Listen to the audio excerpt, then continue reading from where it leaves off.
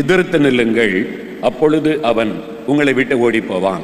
தேவனுக்கு கீழ்ப்படிந்து பிசாசுக்கு எதிர்த்து நில்லுங்கள், அப்பொழுது அவன் உங்களை விட்டு ஓடி போவான். இந்த உலகத்துல நமக்கு நிறைய போராட்டம், நிறைய உபத்திரவம், நிறைய பாடுகள். தனிப்பட்ட முறையில் பல உபத்திரவம் வருகிறது. சரீரம் பலவீனப்படுகிறது, சோர்வு வருகிறது, நோய்கள் தாக்குகிறது, பாதிப்பு உண்டாகிறது.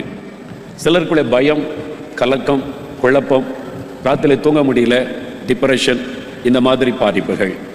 சிலருக்கு குடும்பத்தில் பாதிப்புகள், குடும்ப சமாதானம் பாதிக்கப்படுது. திடீர்னு குடும்பத்தில் சண்டை வருது, குழப்பம் வருது, கணவன் மனைவிக்குள்ள பிரச்சனை, பெற்றோர் பிள்ளைகளுக்குள்ள பிரச்சனை. ஒரு வீடுன்னா சமாதானமாக இருக்கணும், நிம்மதியாக இருக்கணும். அங்கே திடீர்னு கணவர் கோவப்படுறாரு, மனைவி கோவப்படுறாங்க, பிள்ளைகள் ஒரு மாதிரி நடக்கிறாங்க, ஒரு நிம்மதியே இல்லை. எப்பவும் ஒரு வீட்டுக்குள்ளே ஒரு போராட்டம். வேலை செய்கிற இடத்துல பார்த்தா மேலதிகாரி நம்மளையே டார்கெட் பண்ணி பேசுகிறாரு, பரிகாசம் பண்ணுறாங்க, எதிர்க்கிறாங்க, நிம்மதியாக வேலை செய்ய முடியல. பிஸ்னஸுக்கு போனால் வர வேண்டிய பணம் வரமாட்டேங்குது, ஏமாத்துறாங்க, பொல்லாத மனிதர்கள் வந்து டிஸ்டர்ப் பண்ணுறாங்க, பிஸ்னஸில் பல பாதிப்புகள், ஒரு நிம்மதியாக பிஸ்னஸ் செய்ய முடியல. ஊழியர் செய்கிறதற்கு வேண்டாத பிரச்சனை வருது, சம்மந்தமில்லாதவெல்லாம் எதிர்க்கிறான், பரிகாசம் பண்ணுறான், திட்டுகிறான், மன சோர்வு வருது, ஊழியனாலே பல போராட்டம் வருது. ஏன் எனக்கு இந்த பிரச்சனை, ஏன் எனக்கு இந்த போராட்டம், நான் ஏன் இப்படி கஷ்டப்படணும், ஏன் எனக்கு காரியம் நடக்க மாட்டேங்குது, நான் ரட்சிக்கப்பட்டிருக்கேனே, செபிக்கிறேனே, தசம்பாகலாம் தர்றேனே, சர்ச்சுக்கெல்லாம் போகிறேனே, ஏன் எனக்கு இப்படிலாம் நடக்கணும்? நிறைய பேருடைய உள்ளத்தில் கேள்விகள், ஏன் எனக்கு இப்படி நடக்க வேண்டும் என்ற கேள்விகள். உடனே நினைக்கிறோம், இவங்க தான் காரணம். என் கணவர் ஒழுங்காக இருந்தால் நான் நல்லா இருந்திருக்கலாம், அவர் சரியில்லை, அதனால தான் பிரச்சனை. என் மனைவி ஒழுங்காக ஞானமாக இருந்தால் குடும்பத்தை கட்டியிருக்கலாம், அவன் சரி கிடையாது. மனைவி மேலே குறை, கணவன் மேலே குறை. சிலருக்கு எங்கள் மாமியார் தான் பிரச்சனை, நாங்கள் நல்லா இருந்தால் அவங்களுக்கு பிடிக்க மாட்டேங்குது, அவங்க தான் ஏதாவது சொல்லி கொடுத்து பிரச்சனை உண்டாக்குறாங்க. இந்த குடும்பத்தார் தான் காரணம், யாரோ ஒருத்தர் எங்கள் குடும்பத்துக்குள்ளே நுழைஞ்சி இதெல்லாம் பண்ணுறாங்க. சிலருக்கு மருமகள் தான் காரணம், இவள் வந்ததுலேருந்து அந்த பிரச்சனை. அந்த மாதிரி மனிதர்களை பார்க்குறோம். எனக்கு மேலே ஒரு அதிகாரி இருக்கிறாரு, சூப்பர்வைசர், லீடர், அவருக்கு தான் என்னை கண்டா பிடிக்கல, அவர் மூலமாக தான் எனக்கு பிரச்சனை வருது. இந்த பக்கத்து வீட்டுக்காரனால பிரச்சனை, என் வியாபாரத்துக்கு எதிர்கடையில் இருக்கிற ஆளால பிரச்சனை.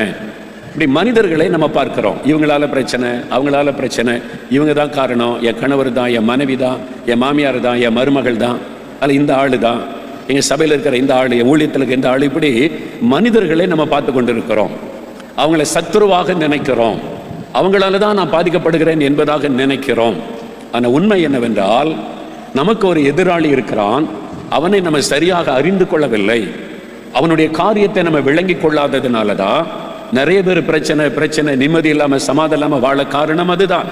நமக்கு ஒரு எதிராளி இருக்கிறான, யார் அது அப்படின்னு பார்த்தீங்கன்னா 1 பேதுரு 5ஆம் அதிகாரம் 8வது வசனம். தெளிந்த புத்தி உள்ளவர்களாயிருங்கள், விழித்திருங்கள், ஏனெனில் உங்கள் எதிராளி ஆகிய பிசாசானவன் கர்ச்சிக்கிற சிங்கம் போல் எவனை விழுங்கலாமோ என்று வகை தேடி சுற்றி தருகிறான். நல்ல கவனிங்க, வேத வசனம் அழகாய் சொல்லுகிறது. எனக்கு அருமையானவர்களே, உங்களுக்கு ஒரு எதிராளி இருக்கிறான். There is an enemy for you. உங்களுக்கு ஒரு விரோதி இருக்கிறான், ஒரு எதிராளி இருக்கிறான். அவன் தான் எல்லா பிரச்சனைக்கு காரணம். உங்க குடும்ப பிரச்சனைக்கு காரணம் அவன் தான், உடைய ஊழியத்தின் பிரச்சனைக்கு காரணம் அவன் தான், உடைய வேலை பிரச்சனைக்கு காரணம் அவன் தான், உடைய குடும்பத்துக்குள்ள குழப்பம், பயம், வேதனை எல்லாத்துக்கும் காரணம் ஒரு எதிராளி இருக்கிறான். There is an enemy for you. எதிராளியை நீங்கள் அறிந்து கொள்ள வேண்டும். எதனால இந்த பிரச்சனை, எதனால இந்த போராட்டம், எதனால சமாதானமற்ற நிலைமை, ஏன் இந்த குழப்பம்? நீங்க மனிதர்களை பார்த்து கொண்டிருக்கிறீங்க. கண்ணுக்கு தெரியாத ஒரு எதிரி, கண்களால் பார்க்க முடியாத ஒரு எதிரி, மறைந்திருந்து செயல்படுகிற ஒரு எதிரி. வேதவசனம் சொல்லுகிறது, உங்கள் எதிராளியாகிய பிசாசானவன். ஆண்டவர் என்ன சொல்லி வச்ச? உன் எதிராளி உன் மாமியாரு, உன் எதிராளி உன் புருஷன், உன் எதிராளி உன் மனைவி, உன் எதிராளி வந்து பக்கத்து வீட்டுக்காரன் சொல்லல. மாம்சமும் ரத்தமும் உடைய மனிதர்கள் நம்முடைய எதிராளிகள் அல்ல. சத்தியத்தை அறிந்து கொள்ளுங்கள். யார் எதிராளி, யார் இதற்கெல்லாம் காரணம்? வசனம் அழகாய் சொல்லுகிறது, எதிராளியாகிய பிசாசானவன். நமக்கு ஒரு எதிராளி இருக்கிறான். உலக தோற்றம் முதலே மனுக்குலத்துக்கு எதிராய் செயல்படுகிறவன், தேவனுடைய பிள்ளைகளுக்கு விரோதமாய் செயல்படுகிறவன், ஆபிரகாமுக்கு விரோதமாய் செயல்பட்டவன், ஆதாமுக்கு விரோதமாய் செயல்பட்டவன், தாவீதுக்கு விரோதமாய் செயல்பட்டவன், இன்றைக்கு பவுலுக்கு விரோதமாய் செயல்பட்டவன், பேதுருக்கு விரோதமாய் செயல்பட்டவன், இன்றைக்கு வரைக்கும் அவன் செயல்பட்டு கொண்டே இருக்கிறான். எதிராளி, ஒரு எனிமி. யார் அவன்? அவனை குறித்து வேதம் சொல்லுகிறது, சாத்தான் என்றும் பிசாசு என்றும் சொல்லப்படுகிறவன் தான் எதிராளி. அவன் தான் எல்லா பிரச்சனைக்கு காரணம். நாம் மனிதர்களை பார்த்து கொண்டிருக்கிறோம். கண்ணுக்கு தெரியாத ஒரு எதிராளி தான் நம்மோடு யுத்தம் பண்ணி கொண்டிருக்கிறான். முதலாவது இதை தேவ பிள்ளைகள் உணர்ந்து கொள்ள வேண்டும் என்று கர்த்தர் விரும்புகிறார். Who is your enemy? உன் எதிராளி யார்? உன் ஊழியத்துக்கு எதிராளி, உன் குடும்பத்துக்கு எதிராளி, உன் வாழ்க்கைக்கு விரோதமாய் போராடுகிற எதிராளி யார்? நீ அதை அறிந்து கொள். முதல்ல அதை அறிந்து கொள். கோயம்புத்தூர்ல குண்டு வெடிக்குது, பெங்களூர்ல திடீர்னு குண்டு வெடிச்சிட்டு திடீர்னு இங்க குண்டு வெடிப்பை கண்டுபிடிச்சிட பெரிய ஆபத்து. யாரு? எங்கிருந்து வர்றாங்க? இந்தியாவுக்கு தெரியும், எல்லை தாண்டி பாகிஸ்தான் என்கிற ஒரு எதிராளி இருக்கிறான். அங்கிருந்து தான் நம்முடைய இந்தியாவை தாக்குவதற்கு ரகசியமாக பொல்லாதவர்கள் அனுப்பப்படுகிறாங்க. இவங்க இல்ல, எதிராளி எல்லை தாண்டி இருக்கிறான். இந்தியா அதை குறித்து தெளிவில்லாவிட்டால் தேசத்தை பாதுகாக்க முடியாது. இங்க இருக்கிற யாரோ ஒருவர், இங்க இருக்கிற யாரோ ஒருவர் என்று இங்க மாத்திரம் கவனம் செலுத்திக் கொண்டிருந்தால் தேசத்தை பாதுகாக்க முடியாது. எதிராளியினுடைய எல்லைகள் தெரிய வேண்டும். எங்கிருந்து அந்த எதிராளி தாக்குகிறான், எங்கிருந்து எதிராளி சேதத்தை உண்டாக்குகிறான், எங்கிருந்து கொண்ட எதிராளி இந்தியாவுக்கு விரோதமாய் செயல்படுகிறான். இந்த அறிவு, இந்த ஞானம், இந்த தெளிவு இந்தியாவுக்கு இல்லாவிட்டால் இந்தியாவை பாதுகாக்க முடியாது. அதே மாதிரி உன் எதிராளி யாரு, எங்கிருந்து தாக்குகிறான், அவனுடைய எல்லை எது என்பதை விசுவாசிக்க ஊழியக்காரனுக்கு தெரியாவிட்டால் சாதிக்க முடியாது, பாதுகாப்பா இருக்க முடியாது, சந்தோஷமாகவே இருக்க முடியாது. இதை அறிந்து கொள்ளுங்கள். ஆனால் தன் வசனம் என்ன சொல்லுது? 1 பேதுரு 5:8 திரும்ப வாசிங்க. தெளிந்த புத்தி உள்ளவர்களாயிருங்கள், தெளிந்த புத்தி உள்ளவர்களாயிருங்கள், விழித்திருங்கள், விழித்திருங்கள். தேவனுடைய பிள்ளையே, ஆண்டவர் உன்னை பார்த்து சொல்லுகிறார், என் மகனே, என் மகளை, தெளிந்த புத்தி உனக்கு தேவை.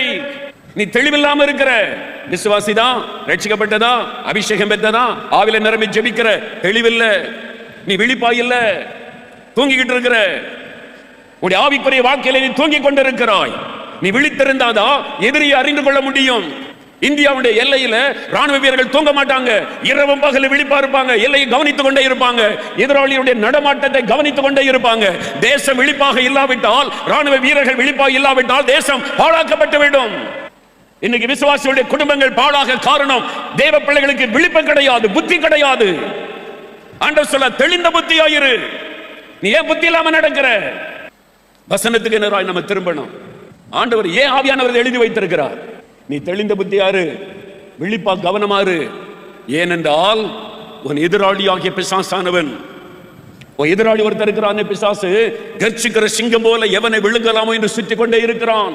உன் வீட்டை சுற்றி வருகிறான், உன் ஊழியத்தை சுற்றி வருகிறான், உன்னுடைய சபையை சுற்றி வருகிறான், உன்னுடைய வியாபார ஸ்தல வேலையை சுற்றி வருகிறான், உன்னையும் உன் பிள்ளைகளை சுற்றி கொண்டே இருக்கிறான். உன்னை டிஸ்டர்ப் பண்ணுவதற்கு, உன்னை வேதனைப்படுத்துவதற்கு, உன்னை சேதப்படுத்துவதற்கு அவன் எழும்பி இருக்கிறான். விழிப்பாயிரு, கவனமாயிரு, தெளிந்த புத்தியாயிரு. ஏனென்றால் உன்னுடைய எதிராளி மாம்சமும் ரத்தமும் உடைய மனிதர்கள் அல்ல. உன் கணவன் அல்ல பிரச்சனை, உன் மனைவி அல்ல பிரச்சனை, உன் மாமியார் அல்ல பிரச்சனை, ஒரு மருமகள் அல்ல பிரச்சனை, உடன் கூட இருக்கிறவன் அல்ல பிரச்சனை, மறைந்திருந்து செயல்படுகிற பிசாசுதான் பிரச்சனை. இதை அறிந்து கொள். சாத்தானுடைய தந்திரமே அதை அறிய விடாமல் பண்ணுவது. சாத்தானுடைய தந்திரமே என்னன்னா, யார் எதிரி என்பதை அறியாமல் பண்ணுவது. பிசாசை மறந்துடுவாங்க, ஆட்களோட சண்டை போட்டுக்கிட்டே இருப்பாங்க. அதுதான் ஆண்டு பிசாசுக்கு வேணும். சண்டை போடு, நிம்மதியா இருக்காத, சண்டை போடு. வீட்டுக்குள்ள நிம்மதியா இருக்கக்கூடாது, நீ தூங்கக்கூடாது, நீ சண்டை போட்டுக்கிட்டே இரு. நீங்க சண்டை போட வேண்டிய ஆள் மனிதர்கள் அல்ல, நீங்கள் எதிர்க்க வேண்டிய ஆள் மனிதர்கள் அல்ல. கண்ணுக்கு தெரியாத ஒரு எதிரி, அவனை எதிர்த்து யுத்தம் பண்ண வேண்டும் என்று வேதம் சொல்லுகிறது. இந்த அறிவு இல்லை. அதனால தான் ஆண்டவர் என்ன சொல்கிறார்? என் ஜனங்கள் அறிவில்லாமையினால் சங்காரமாகிறார்கள். ஆண்டவர் என்ன சொல்றார் பாருங்க, என் ஜனங்கள். ஓசியா 4:6 வாசிங்க. கொஞ்சம் வசனத்தில் தெளிவாருங்க. இந்த வசனம் தெரியாதான் பிசாசு பயன்படுத்த காரணமே. நம்ம வசனத்தை பார்க்கறதே கிடையாது, வசனத்தில் என்ன சொல்லியிருக்குன்னு நோக்குவதே கிடையாது. உலக மக்களை போல நம்ம வாழ்றதுனால தான் ஈஸியா பிசாசு அடிச்சு போட்டு போய்கிட்டே இருக்கிறான், சமாதானத்தை கெடுத்து கொண்டே இருக்கிறான். வசனம் என்ன சொல்லுது கவனிங்க. என் ஜனங்கள் அறிவில்லாமையினால் சங்காரமாகிறார்கள். என் ஜனங்கள் தான், என்னால் மீட்கப்பட்டவர்கள், என்னால் ரட்சிக்கப்பட்டவர்கள், என்னால் அபிஷேகம் பண்ணப்பட்டவர்கள் என் ஜனங்கள் தான். ஆனால் சங்காரமாகறாங்க. வியாதி, வேதனை, கஷ்டம், நிம்மதியில, குழப்பம், செத்து போனா பரவாயில்லன்னு நினைக்கிறாங்க. ஏன்? அறிவில்லை. விசுவாசிக்கு அறிவில்லை, ஊழியக்காரனுக்கு அறிவில்லை. என்ன அறிவில்லை? சாத்தானை குறித்த அறிவு, வேத வசனத்தை குறித்த அறிவு இல்லை. இதுதான் இன்னைக்கு பிரச்சனை. வேத வசனத்தை குறித்த அறிவில்லாததுனால தான் இன்னைக்கு கிறிஸ்தவ குடும்பங்கள் பாதிக்கப்படுகிறது, கிறிஸ்தவர்கள் பாதிக்கப்படுகிறார்கள், கிறிஸ்தவர்கள் தற்கொலை பண்ண நினைக்கிறார்கள், கிறிஸ்தவ குடும்பங்கள் நரகமாகிறது. வேதத்தை குறித்த அறிவில்லை. அவங்க ஏன் ஜனந்தான் அறிவில்லாமையினால் சங்காரமாகிறாங்க. சாத்தான் சங்காரம் பண்ணி கொண்டிருக்கிறான், குடும்பங்களை பாழாக்கி கொண்டிருக்கிறான், கிறிஸ்தவர்களுடைய வியாபாரத்தை அழித்துக் கொண்டிருக்கிறான். நிம்மதி இல்லாம அலைகிறாங்க. பயம், பயம், தூக்கம் இல்லை, சாகணும். ஆண்டவர் எங்க போனார்? ஏசு எங்க போனார்? ஏன் கிறிஸ்தவ மக்கள் இப்படி இருக்கிறாங்க? ஆண்டவரே சொல்றார், என் ஜனங்கள் அறிவில்லை. வேதத்தை குறித்த அறிவில்லை, வசனத்தை குறித்த அறிவில்லை. அதனாலதான் இந்த சங்காரம் நடக்குது. வேதத்தை அறிஞ்சிட்டா சாத்தான் பக்கமே வரமாட்டான். வேதத்தை அறிஞ்சிட்டா பிசாசு பயந்து நிப்பான், வீட்டுக்குள்ள நுழைய மாட்டான். வேதத்தை குறித்த அறிவில்லாததுனாலதான் இன்னைக்கு கிறிஸ்தவர்கள் பாதிக்கப்படுறாங்க. அதனால தான் ஆண்டவர் சொல்றாரு, என் ஜனங்கள் தான் இந்த அறிவில்லாம சங்காரமாக்குறாங்க. வசனத்தை குறித்த அறிவில்லை, ஆண்டவர் நம்மளுக்கு கொடுத்திருக்கிற அதிகாரத்தை குறித்த அறிவில்லை, சாத்தானை குறித்த அறிவில்லை, எதிரியை குறித்த ஒரு அறிவில்லை. அதான் பிரச்சனை. இந்தியாவுக்கு தன்னுடைய ராணுவத்தில் என்னென்ன இருக்குன்னு தெரியுதோ தெரியலையோ, எதிரி நாட்டினுடைய ராணுவ பலம் கட்டாயம் தெரியும். பாகிஸ்தானில் ராணுவ வீரர்கள் எவ்வளவு பேர் இருக்கிறாங்க, எவ்வளவு டேங்குகள் வச்சிருக்கிறாங்க, எவ்வளவு யுத்த விமானங்கள் வச்சிருக்கிறாங்க, எத்தனை யுத்த கப்பல்கள் வச்சிருக்கிறாங்க, எங்க அங்க பாம் தயாரிக்கிறாங்க, இதை குறித்த ஒரு வரைபடம் இந்தியாவிட்ட இருக்கும். இருந்தாதான் இந்தியா பாதுகாக்கப்பட முடியும். சீனாவில் எவ்வளவு ராணுவ வீரர்கள் இருக்கிறாங்க, எத்தனை யுத்த கப்பல் வச்சிருக்கிறாங்க, அங்க எத்தனை விமானம் வச்சிருக்கிறாங்க, ரேடர் கருவி வச்சிருக்கிறாங்க, எத்தனை அணுகுண்டு வச்சிருக்கிறாங்க, இந்தியாவுக்கு தெரியும். வரைபடம் வச்சிருப்பாங்க. அதுக்கு தான் உளவுத்துறை எல்லாத்தையும் கண்டுபிடிச்சு வச்சிருந்தாதான் இந்தியா பாதுகாப்பா இருக்க முடியும், இந்திய மக்கள் நிம்மதியா தூங்க முடியும். ராணுவ வீரர்கள் விழிச்சிருக்காட்டா, விவரம் இல்லாம இருந்தா இந்தியாவில் நிம்மதியா வாழ முடியாது. எல்லா நாடுமே அப்படிதான். அந்த நாடு நம்ம நாட்டினுடைய எல்லாத்தையும் தெரிஞ்சு வச்சிருப்பாங்க. சீன தேசம் இந்தியாவை பத்தி எல்லாம் தெரிஞ்சு வச்சிருப்பாங்க. எல்லா நாடுகளுமே அவங்க நாட்டை பாதுகாப்பா வைக்கணுமானா எதிரி நாடுகளை குறித்த ஒரு அறிவு இருக்கணும். கிறிஸ்தவர்கள் நிம்மதியா சமாதானமா ஆசீர்வாதமா வாழணுமானா எதிராளியாகிய சாத்தானை குறித்தும் அவனுடைய கிரியைகளை குறித்தும் அவனுடைய அதிகாரத்தை குறித்தும் அவனுடைய செயல்களை குறித்தும் அறிவு நமக்கு இருக்கணும். இந்த அறிவு இல்லாததுனால தான் இன்றைக்கு பாதிக்கப்பட்டு நிற்கிறோம். அதனால தான் ஆண்டவரை துக்கப்படுற அறிவு இல்லாம இருக்கிறாங்களே என் ஜனம், அதனால தான் கஷ்டப்பட்டுக்கிட்டே இருக்கிறாங்க. அறிவு இருக்கணும். அப்ப ஆண்டவர் என்ன எதிர்பார்க்கிறார்? இந்த பிசாசு குறித்த ஒரு தெளிந்த புத்தி, விழிப்புணர்வு நமக்கு இருக்கணும். ரொம்ப முக்கியம். நீங்க பிசினஸ் செய்தீங்கன்னா நீங்க ஜெபித்து பிசினஸுக்கு விரோதமா சாத்தான் என்னென்ன செய்வான் அதை அறிந்து கொள்ளணும். அது ஆவிக்குரிய ஒரு போராட்டம். கண்ணால எதிரியை பார்க்க முடியாது, மறைந்திருந்து தாக்குகிற ஒரு எதிராளி. இது அறியணுமான ஒரே ஒரு வழி பரிசுத்த ஆவியானவர் தான். நீங்க ஜெபத்துல காத்திருந்து தேவ ஆவியினால் நடத்தப்படும் போதுதான் சாத்தானுடைய தந்திரங்கள் உங்களுக்கு தெரிய வரும். அவன் எங்க தாக்குகிறான், எங்க விரோதமா எழும்புகிறான், என்ன கிரியை செய்கிறான் என்பதை அறிந்து கொள்ள முடியும். இதுதான் ரொம்ப முக்கியம். இன்னைக்கு கிறிஸ்தவர்களுக்கு, தேவ பிள்ளைகளுக்கு ரொம்ப அவசியம். ஆண்டவர் சொன்னார்ல, உலகத்தில் உபத்திரம் உண்டு. என்ன சாத்தான் எதிராளி ஒருவன் இருக்கிறான உபத்திரம் படுத்திட்டே இருப்பான். ஆனா திடங்கொள்ளுங்கள், பயப்படாதுங்க. நான் பிசாசை ஜெயித்துட்டேன், உலகத்தை ஜெயித்துட்டேன். உலகத்தை ஜெயித்த சாத்தானை ஜெயித்த இயேசு நம்மோடு கூட இருக்கிறார். உபத்திரம் உண்டு, அதை கண்டு பயப்படாத. பாடுகள் உண்டு, அதை கண்டு பயப்படாத. என்ன நான் இருக்கிறவனுக்கு அவனை ஜெயித்தவர். இப்ப இந்த பிசாசை ஜெயிக்கணும். இவன் எப்படி போராடுகிறான்? இந்த கடைசி காலத்துல ரொம்ப தீவிரமா போராடுற. வெளிப்படுத்தின விசேஷம் 12ஆம் அதிகாரம் 12வது வசனம் வாசிக்க கேட்போம். ஆகையால் பரலோகங்களே, அவைகளில் வாசமாய் இருக்கிறவர்களே களி கூறுங்கள். பூமியிலும் சமுத்திரத்திலும் குடியிருக்கிறவர்களே ஐயோ, பிசாசானவன் தனக்கு கொஞ்ச காலம் மாத்திரம் உண்டென்று அறிந்து மிகுந்த கோபம் கொண்டு உங்களிடத்தில் இறங்கினபடியால் உங்களுக்கு ஆபத்து வரும் என்று சொல்ல கேட்டேன். தேவ பிள்ளைகளுக்கு ஆபத்து வரும். ஏன்? சாத்தானுக்கு இன்னும் கொஞ்ச காலம் தான் இருக்குது. தேவன் அவனை கட்டி பாதாளத்தில் அடைக்க போகிறார். இன்னும் கொஞ்ச காலம் தான் இருக்கு சாத்தானுக்கு. அதனால கோபத்தோட பூமியில இறங்கி தேவ பிள்ளைகளுக்கு விரோதமாய் பலத்தை பண்ணுகிறான், போராட்டத்தை கொண்டு வருகிறான், நிம்மதியை கெடுக்கிறான், வியாதியை கொண்டு வருகிறான், நஷ்டத்தை இழப்புகளை கொண்டு வந்து கலங்கடிக்கிறான். அவனுக்கு கொஞ்ச காலம் தான் இருக்குது. அதனால ஆனா நீங்க பயப்பட தேவையில்லை, நீங்க கலங்க தேவையில்லை. நான் உலகத்தை ஜெயித்தேன், சாத்தானை ஜெயித்தேன் என்று ஆண்டவர் சொல்றார். எனக்கு எந்த மாதிரி போராட்டம் கொண்டு வருகிறான்? எபேசியர் 6ஆம் அதிகாரம் 12வது வசனம் வாசிக்க கேட்போம். ஏனெனில் மாம்சத்தோடும் இரத்தத்தோடும் அல்ல, துரைத்தனங்களோடும் அதிகாரங்களோடும் இப்பிரபஞ்சத்தின் அந்தகார லோகாதிபதிகளோடும் வான மண்டலங்களில் உள்ள பொல்லாத ஆவிகளின் சேனைகளோடும் நமக்கு போராட்டம் உண்டு.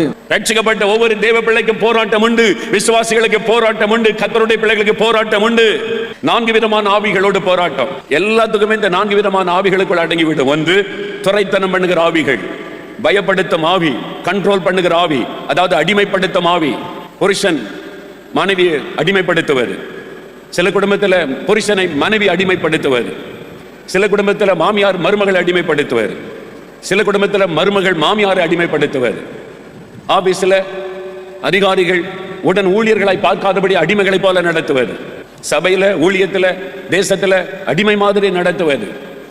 அது துரைத்தனம் பண்ணுகிற ஆவி, அது ஒரு பிசாசினுடைய கிரியை. அது மக்களை அடிமைப்படுத்துகிற ஆவி, பயப்படுத்தி பயப்படுத்தி அடிமைப்படுத்துவது அது ஒரு பிசாசினுடைய கிரியை என்பதை மறந்துடாதங்க. எங்கே யாரோ நம்ம அடிமைப்படுத்த நினைச்சாலே அதுக்கு பின்னால் இருந்து கிரியை செய்கிற ஆவி இந்த துரைத்தனம் பண்ணுகிற ஆவி, அதிகாரத்தில் கிரியை செய்கிற ஆவி. நம்ம எல்லாருமே அதிகாரத்துக்கு உட்பட்டவங்க. ஒரு வீட்டில் ஒரு சின்ன ரூம் கட்டினா கூட பஞ்சாயத்தில் போய் அதிகாரிகிட்ட கையெழுத்து வாங்கணும். ஒரு பெரிய கட்டடம் கட்டணுமானா நீங்க மாவட்ட அளவில் அதிகாரிகிட்ட போய் பெர்மிஷன் வாங்கணும். அதே இன்னும் பெரிய கட்டடமானா மினிஸ்டர் வரைக்கும் போய் கையெழுத்து வாங்கணும். அதிகாரத்துக்கு கீழ்பட்டவர்கள் தான் நாம். அதனால தான் வரி கட்டுகிறோம், சட்டத்திட்டங்களின்படி நடக்க நம்ம அர்ப்பணித்திருக்கிறோம். அதிகாரத்தில் உள்ளவர்கள், அந்த அதிகாரத்தில் உள்ள பிசாசை பயன்படுத்தி நம்மை பயமுறுத்தி அடிமையாக்க நினைப்பான். அதிகாரத்தில் கிரியை செய்கிற ஆவிகள், அந்தகார லோகாதிபதி, பவர்ஸ் ஆஃப் டார்க்னஸ், மந்திரவாத பிலிசூனியம், இருளிலே செய்யப்படுகிற மந்திரவாதங்கள். இன்னைக்கு சபைக்கு விரோதமாய் மந்திரவாதம், வியாபாரத்துக்கு விரோதமாய் மந்திரவாதம், குடும்பங்களுக்கு விரோதமாய் மந்திரவாதம், அரசியல்ல எதிரிகளை அழிப்பதற்கு மந்திரவாதம், அரசியலை ஜெயிப்பதற்கு மந்திரவாதம், எல்லாத்துக்கும் மந்திரவாதத்தை பயன்படுத்துகிறார்கள். உலக சமாதானத்துக்காக வேண்டுதல் செய்கிற வெளியே சொல்லுவது ஏமாற்று வேலை. உள்ளுக்குள்ள மந்திரவாதம் மற்றவர்களை அழிப்பதற்கு, அடிமைப்படுத்துவதற்கு. ஏன்னா சாத்தான் தந்திரமாய் செயல்படுகிறவன்.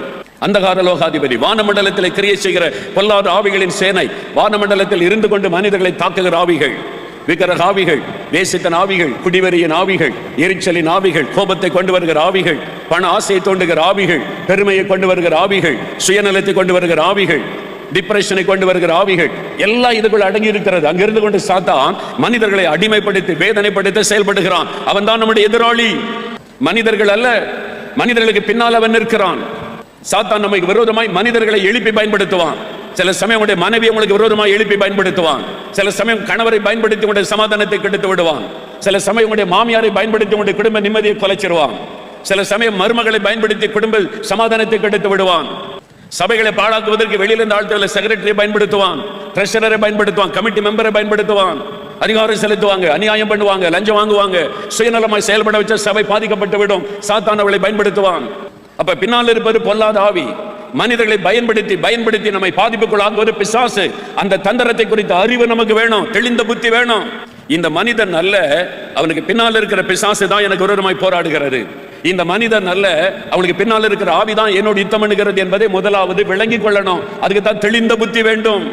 இயேசு நான் சிலுவையில் மரிக்க போறேன், பிரஜாதிய கையில் ஒப்பு கொடுக்கப்பட போறேன்னு சொல்றார். பேதுரு இயேசு கூட்டிட்டு போய், ஆண்டவரே அப்படிலாம் சொல்லக்கூடாது, நீங்க எதுக்கு சிலுவையில் மரிக்கணும்?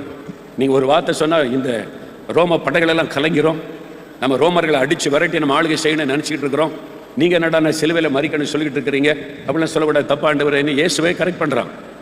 இயேசு சொன்னாரு, அப்பாலே போ சாத்தானே. அதுக்கு அர்த்தம் பேதுரு சாத்தான் அல்ல.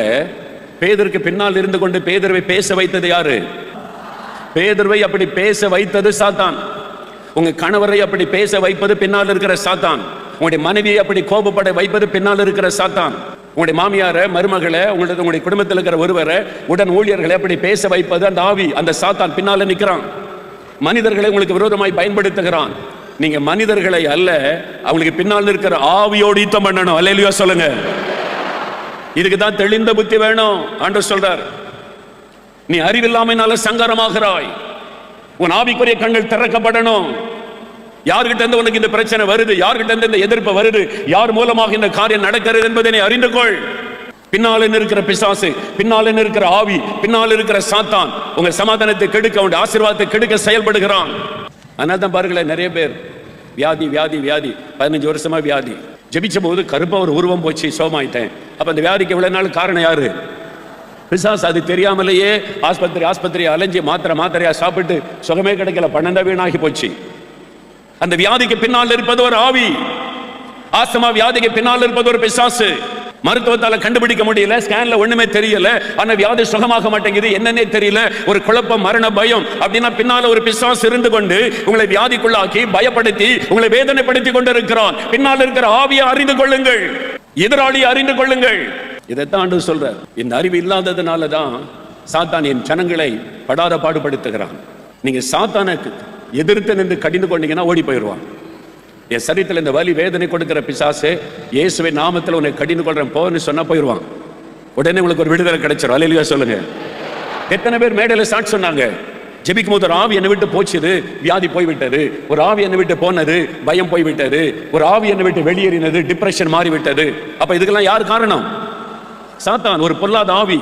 இந்த ஆவிகள் தான் நமக்கு விரோதமாக யுத்தம் பண்ணி சாத்தான் நம்மை முடக்குகிறான், பயப்படுத்துகிறான், பலவீனப்படுத்துகிறான், நோய்களை கொண்டு வருகிறான், நஷ்டத்தை உண்டாக்குகிறான், பிள்ளைகளுக்குள்ளே குழப்பத்தை உண்டாக்கி பிள்ளைகள் மூலமாய் பாதிப்பை உண்டாக்குகிறான். பின்னால் இருக்கிற ஆவி இதை தாண்டு சொல்ற, தெரிந்து கொள்ளு, உன் சத்துரு யார் என்பதை தெரிந்து கொள். தெளிந்த புத்தி உள்ளவளா இருங்க. அப்ப என்ன செய்யணும்? அதில் ஒன்று அறியணும். இந்த சாத்தான் வரும்போது, நான் சாத்தான் வந்திருக்கிறேன், உன்னை ஒரு வழி பண்ண போறேன் பார் அப்படின்னு வரமாட்டான். நான் சாத்தான் வந்திருக்கிறேன், உன் குடும்பத்தில் இந்த பிரச்சனை உண்டாக்குறேன் பார் அப்படி வரமாட்டான். எபேசியர் 6:11 வாசிங்க. நீங்கள் பிசாசின் தந்திரங்களோடு எதிர்த்து நிற்க திராணி உள்ளவர்களாகும்படி தேவனுடைய சர்வாயுத வர்க்கத்தையும் தரித்துக் கொள்ளுங்கள். நீங்கள் பிசாசின் தந்திரங்களோடு எதிர்த்து நிற்கணுமா? பிசாசு எப்படி வருவான்? தந்திரமா வருவான். பிசாசு நேரடியா வந்து கொம்பு வச்சுக்கிட்டு நான் பிசாசு வந்திருக்கிறேன், உன் வீட்டில் ஒரு பிரச்சனை உண்டாக்க போறேன் பாரு அப்படி வரமாட்டான். தந்திரமா வருவான். மனிதர்கள் மூலமாய் கிரியை செய்வான். அவன் தான் கிரியை செய்கிறான் என்பதே தெரியாதபடி செயல்படுவான். தந்திரம், சாத்தானுடைய தந்திரம். அவருடைய தந்திரங்கள் நமக்கு தெரியாதவைகள் அல்லவே அப்படின்னு பவுல் சொல்றார். சாத்தானுடைய தந்திரம் எப்படி தெரியும்? பரிசுத்த ஆவியானவர் மூலமா தான் சாத்தானுடைய தந்திரங்களை நம்ம அறிந்து கொள்ள முடியும். அதுக்கு தான் பரிசுத்த ஆவிக்குள்ள நிரம்பி ஜெபிக்கணும். ஆவியானவர் நமக்கு உதவி செய்கிறவர். நீ பாருங்க, உதாரணத்துக்கு சீனாவோ பாகிஸ்தானோ இந்தியா மேல ஒரு தாக்குதலை நடத்த உயரமான இடத்துல இருந்து ஒரு விமானத்தை அனுப்புதுன்னு வைங்க. எல்லையில ரேடர் அப்படின்னு ஒரு கருவி இருக்குது, ரேடர் கருவி. அந்த விமானம் நம்முடைய நாட்டின் எல்லைக்குள்ள நுழைஞ்ச உடனே இந்த கருவியில தெரிஞ்சிடும், அது சிக்னல் கொடுக்கும். ஓடி போய் பார்த்தா பாகிஸ்தான் பார்டர் வழியா ஒரு விமானம் இந்தியாவுக்குள்ள நுழையுது, சீன பார்டர் வழியா ஒரு விமானம் நுழையுது, இத்தனை ஆயிரம் அடி உயரத்தில் பறக்குது, அதுல ஆள் கூட இல்லை, விமானம் இல்லை, ஆள் இல்லாத விமானம் குண்டுகளோட வருது. கண்டுபிடியாது எத்தனை மைல் ஸ்பீட்ல போகுது. அதை வீழ்த்தணுமானா இங்க இருந்து எத்தனை மைல் ஸ்பீட்ல நம்ம அடிக்கணும், அவ்வளவு இந்தியாவிட்ட இருக்கு. இது இருந்தாதான் இந்தியாவை பாதுகாக்க முடியும். சாத்தா வந்து சொல்லிட்டு வரமாட்டான், நாளைக்கு இந்தியாவை இந்த இடத்துல தாக்குறோம் சொல்லிட்டு வரமாட்டான். நாளைக்கு இந்த எல்லை வழியா நாங்கள் ஒரு 10 தீவிரவாதிகள் இந்தியாவுக்குள்ள அனுப்ப போறோம் சொல்லிட்டு செய்ய மாட்டான். இரவும் பகலும் கண்காணிப்பாங்க, ரேடர் கருவியில பார்ப்பாங்க, ஆள் நடமாட்டத்தை கவனிப்பாங்க. இந்த பார்டருக்குள்ள யாரோ நுழைகிறாங்க, இந்த வானவெளியில யாரோ நுழைகிறாங்க, நம்ம இந்திய வானவெளி ஆபத்து, உடனே அலர்ட் பண்ணுவாங்க, உடனே எதிரியை தாக்குவாங்க, எதிரி நுழையாதபடி பாதுகாப்பாங்க. அந்த மாதிரி எதிரினுடைய நடமாட்டத்தையும் அவனுடைய செயல்களையும் நமக்கு வெளிப்படுத்துகிற ஒரு ராடர் கருவியை கர்த்தர் நமக்குள்ள வச்சிருக்கிறாரு. அல்லேலூயா சொல்லுங்க. இந்த ரேடரை பார்க்கலன்னா என்ன ஆகும்? இதை பார்க்காம தூங்கிட்டா அவ்வளவுதான், எதிரி உள்ள வந்து அடிச்சுட்டு போயிடுவான். இந்த ரேடர் கருவியை நமக்குள்ள ஆண்டவர் வச்சிருக்கிறாரு. சாத்தானுடைய அசைவுகளையும் அவனுடைய திட்டங்களையும் நமக்கு வெளிப்படுத்தி காண்பிக்கிற ஒரு ரேடர் கருவி நமக்குள்ள இருக்கிறது. அது பரிசுத்த ஆவியானவர். அல்லேலூயா. நீங்க ஆவியில நிரம்பி ஜெபம் பண்ணும்போது அந்த ரேடர் கருவியில் அலர்ட் வரும். ஆவியானவர் சொல்லுவார், சாத்தான் இந்த எல்லைக்குள்ள வருகிறான், சாத்தான் இவன் மூலமாய் வருகிறான், பிசாசு இந்த இடத்தில் உன்னை தாக்க போகிறான், நீ ஜாக்கிரதையாயிரு. எல்லாமே ஆண்டவர் தந்திருக்கிறாரு, நமக்கு புத்தி கிடையாது. அதனால ஆண்டவர் கடிந்து கூட, புத்தி இருக்கிறவனுக்கு, ஏன் ஜனமா இருக்கிற கர்த்தருடைய பிள்ளைன்னு சொல்ற புத்தி இல்லாம நடக்கிற, தெளிந்த புத்தி இல்ல அவனுக்கு, அறிவில்லாம நடக்கிறியே, நம்மை கடிந்து கொள்ளுகிறார் ஆண்டவர். எல்லாத்துக்கும் காரணம் நம்ம தான். ஆண்டவர் எல்லா சிஸ்டத்தை நமக்குள்ள வச்சிருக்கிறாரு. பரிசுத்த ஆவியானவரை தந்திருக்கிறார். நீங்க ஆவிக்குள்ள நிரம்பி ஜெபிக்கும் போதே தெரிஞ்சு அலர்ட் பண்ணுவாரு, இந்த பகுதியில் சாத்தான் தாக்க போகிறான், இந்த எல்லையில உனக்கு விரோதமாய் வர போகிறான், உன் சரீரத்தை தாக்க திட்டமாய் தருகிறான், ஜெபம் பண்ணு, எதிர்த்தனல். நம்ம நிறைய தெரியாமலேயே வாழ்ந்து கொண்டிருக்கிறோம். இதான் நம்முடைய பிரச்சனை. ஒரு உதாரணம் சொல்லட்டுமா? அநேக வருஷத்துக்கு முன்னால 2 வாரம் எனக்கு ஊழியம், தொடர்ச்சியா 2 வாரம் ஊழியம். காலையில் ஒரு பிரசங்கம், ராத்திரி ஒரு பிரசங்கம், காலையில் பிரசங்கம், ராத்திரி பிரசங்கம். ஒரு கூட்டத்தை முடிச்சுட்டு அடுத்த பட்டணம், தொடர்ச்சியா 2 வாரம், பகல் கூட்டம், ராத்திரி கூட்டம். வீட்டுக்கு வரும்போது ரொம்ப டயர்ட் ஆயிடுச்சு. நான் வந்து ரொம்ப சரீரம் பலவீனம் ஆயிடுச்சு. காலையில் வழக்கமாக எழும்பி ஜெபிக்கிற மாதிரி ஜெபிக்க முடியலை, உடம்பெல்லாம் வலிக்குது, அப்படியே ரொம்ப சோர்வு. அதனால எழும்ப முடியல, ஜெபிக்க முடியல. கஷ்டப்பட்டு எழும்பி சாப்பிட்டுட்டு மறுபடியும் தூங்கிட்டேன். நம்ம 2 வாரம் ரொம்ப கஷ்டப்பட்டு ஊழியம் செஞ்சோமா, ராத்திரி பகலமாக ரொம்ப டயர்ட் ஆயிட்டு. அதனால் ஆண்டவர் இன்னைக்கு ரெஸ்ட்டு, லார்ட் டுடே ரெஸ்ட். சாப்பிட்டு 3 வேளை சாப்பிட வேண்டியது, தூங்க வேண்டியது, சாப்பிட வேண்டியது, தூங்க வேண்டியது. ஒரு நாள் முழுவதும் ரெஸ்ட்டு. ஜபம் கூட பண்ணல, முழங்கால் போட்டு அப்படியே படுத்துக்கிட்டே ஒரு ஜபம், அவ்வளோதான். நல்லா தூங்கியாச்சு. அடுத்த நாள் காலையில் எழும்புனா அதே மாதிரி பலவீனமாக இருக்குது, கொஞ்சம் கூட மாற்றம் வரல, எழும்ப முடியல, ஜெபிக்க முடியல, அப்படியே பலவீனமாக இருக்குது. நான் நினைக்கிறேன் இன்னைக்கு நல்லா சாப்பிட்டு தூங்கிட வேண்டியதுதான். ஏன்னா 2 வாரம் ரொம்ப ஊழியம் செஞ்சோமா, ரொம்ப சரீரம் பலவீனம் ஆயிட்டு. அதனால ஜெபிக்க முடியல, எழும்ப முடியல, உடம்பெல்லாம் வலிக்குது. அதனால இன்னைக்கு நல்ல ரெஸ்ட் எடுத்துடலாம் அப்படின்னு மனசுல நினைக்கிறேன். ஆவியானவர் சொல்றாரு, புத்தி இருக்கா அவனுக்கு, விழிப்பாருன்னு சொல்லியிருக்கிற. இந்த பலவீனத்துக்கு காரணம் நீ ரொம்ப வேலை செய்ததுனால அல்ல, சாத்தான் ஒரு சரீரத்தை பலவீனப்படுத்துகிறான். ஒரு பலவீனப்படுத்துகிற ஆவி உன் ஜெபத்தை தடுக்க பலவீனப்படுத்துகிறான். ஒரு பலவீனப்படுத்துகிற ஆவி உன்னை தாக்க ஆரம்பிச்சிருக்குது. விழிப்பாயிரு. நான் அதை தெரிந்த உடனே இயேசுவின் நாமத்தில் பலவீனப்படுத்துகிற பிசாசை கடிந்து கொள்கிறேன். அப்படி சொன்ன உடனே அப்படியே இந்த பலவீனம் விலகி போனது. ஒரு பலன் வந்து விட்டது. ஜெபிக்க ஆரம்பித்தேன், துதிக்க ஆரம்பித்தேன், ஊழியத்தை வேகமாக செய்ய ஆரம்பித்தேன். ஆவியானவர் சொல்லுவதை நான் கவனிக்காம விட்டு இருந்தா, அந்த ரேடரை கவனிக்காம விட்டு இருந்தா, நான் பாட்டுல தூங்கிட்டே தான் இருந்திருப்பேன். உங்களுக்குள்ள இருக்கிற ஆவியானவர் என்ன சொல்றாரு கவனிச்சுட்டே இருக்கணும். நீங்க சூழ்நிலைகளை பார்க்காதங்க. சூழ்நிலை பார்த்தா கோபம் வரும், எரிச்சல் வரும், டிப்ரெஷன் வரும், எல்லாமே வரும். அதை பார்க்காம ஆவியானவரை பாருங்க. ஆண்டவரே நிரப்ப. ஏன் இது நடக்க என்ன காரணம்? நான் உம்முடைய பிள்ளை, உம்மால் அபிஷேகம் பண்ணப்பட்டவன், உம்மால் அபிஷேகம் பண்ணப்பட்டவன். எனக்கு ஏன் இப்படி நடக்கிறது சொல்லுங்க. காரணத்தை காண்பீங்க. அப்ப ஆவியானவர் வெளிப்படுத்தி காண்பிப்பார். சாத்தா எந்த பகுதியில தாக்குகிறான், எந்த ஏரியாவில் உன்னை வீழ்த்த நினைக்கிறான், இங்கிருந்து கொண்டு உனக்கு விரோதமாய் அவன் பானங்களை தொடுக்கிறான். சத்துரு எய்யக்கூடிய அம்புகள் சில சமயத்துல பக்கத்துல வரமாட்டான், தூரத்துல இருந்து எய்வான். அவன் நிக்கிறதே உங்களுக்கு தெரியாது. பக்கத்துல வந்துட்டா தெரிந்துவிடும் என்று சாத்தான் எய்யக்கூடிய அம்புகள் தூரத்திலிருந்து அம்பு எய்வான். உங்களை குறிவைத்து தாக்குவான். உங்களை வீழ்த்துவதற்கு நினைப்பான். பயத்தை கொண்டு வர, சோர்வை கொண்டு வர, பலவீனத்தை கொண்டு வர, ஒரு குழப்பத்தை கொண்டு வர, உங்களை எரிச்சலை, கோபத்தை கொண்டு வந்து உங்களுடைய ஆவிக்குரிய வாழ்க்கை அழித்து விட போராடுவான். அந்த அம்பு எங்க இருந்து வருதுன்னு கவனிங்க.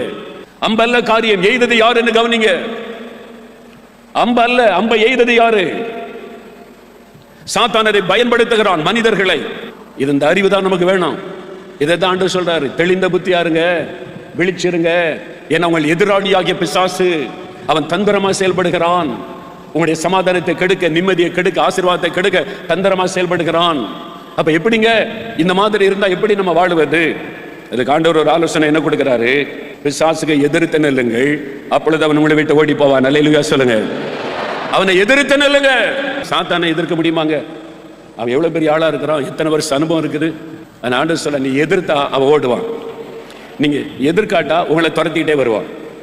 ஒருத்தர் வந்தாங்க, வெளிநாட்டில் ஊழியத்துக்கு போயிருந்தேன்னா, வெளிநாட்டில் ஒரு குடும்பத்தார் வந்தாங்க. ஐயா ஒரு காரியம். என்ன விஷயம்? நாங்கள் ஒரு வீடு வாங்கினோம், பிரதிஷ்டை பண்ணோம், அந்த வீட்டில் குடி போனோம், ஒரே போராட்டம். அந்த வீட்டில் போன பிறகு போராட்டம், பயம், என்ன பண்ண தெரியல.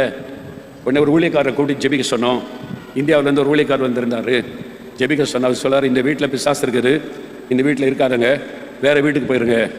அப்படியா? சரின்னு சொல்லி வீட்டை காலி பண்ணிட்டு வாடகை வீட்டுக்கு போயிட்டோம். சொந்த வீட்டை விட்டு எங்கே போயிட்டாங்க? வாடகை வீட்டுக்கு. அங்கே போனாலும் பிசாசு போராட்டம். ராத்திரி தூங்க முடியல, பயப்படுத்துது, யாரோ நடக்கிற மாதிரி இருக்குது. என்னடா இது இங்கே வந்தாலும் இப்படி இருக்குது. அந்த ஊழியர்கிட்ட கேட்டோம், ஃபோன் பண்ணி, ஐயா நீங்கள் சொன்னீங்க வாடகை வீட்டுக்கு வந்துட்டோம், இங்கே அதே மாதிரி போராட்டம் இருக்குன்னு. உடனே ஜோம் பண்ணார். கடப்படனே அந்நிய பாஷை பேசிட்டு, அங்கும் பிசாசு இருக்குது, அங்கே இருக்காருங்க, வேறு வீட்டுக்கு போங்க அப்படி சொல்லி அடுத்த வீட்டுக்கு போயிட்டாங்க. இப்போ எத்தனாவது வீடு? 3வது வீடு. அங்கேயும் இந்த போராட்டம் இருக்குது. இப்போ என்ன பண்ணுறது? நான் அந்த சமயம் பார்த்து ஊழியத்துக்கு போனேன்னா என்கிட்ட வந்துட்டாங்க. அதனால சொந்த வீட்டை விட்டு இன்னொரு வீட்டுக்கு போனோம், அங்கே போராட்டம், இன்னொரு வீட்டுக்கு போனோம், அங்கே போராட்டம். இப்போ என்ன பண்ணுறது? மலேசியா விட்டே போயிருங்க. இந்த நாட்டில் பிசாசுகளை இருக்க விடாது, போயிருங்கன்னா போயிருவீங்களா? எப்படி போகிறது? பிறகு நீங்கள் ஓடுனா பிசாசு துரத்திக்கிட்டே இருப்பான், நீங்கள் எதிர்த்தனா அவன் ஓட ஆரம்பிப்பான். அல்லேலூயா. நீங்கள் உங்களுக்கு கத்தர் கொடுத்த வீட்டை விட்டு போனதே தப்பு. அந்த வீட்டை வாங்க வைத்தது யாரு? கத்தர் தான். அப்ப கத்தர் கொடுத்த வீட்டுக்குள்ள நீங்க இருக்காம ஏன் போனீங்க? இல்ல பிசாசு போராட்டம். நீங்க என்ன சொல்லிருக்கணும்? சாத்தானே, இது எங்க வீடு, கத்தர் தந்த வீடு, இது இயேசு உலாவுகிற இடம், இங்க உனக்கு இடம் இல்ல, இந்த வீட்டை விட்டு வெளியேற, உன்னை எதிர்க்கிறோன்னு சொல்லி இருந்தா சாத்தா ஓடி இருப்பான். நீங்க ஓட ஆரம்பிச்ச உடனே சாத்தான் துரத்திட்டே வர்றான். ஒரு வீட்டுக்கு போனீங்க, அங்கேயும் பயம், அடுத்த வீட்டுக்கு போனீங்க, அங்கேயும் ஓட ஓட உங்களை விரட்டுவான். எது வரைக்கும்? நீங்க எதிர்த்து நிற்கும் வரைக்கும். அல்லேலூயா சொல்லுங்க.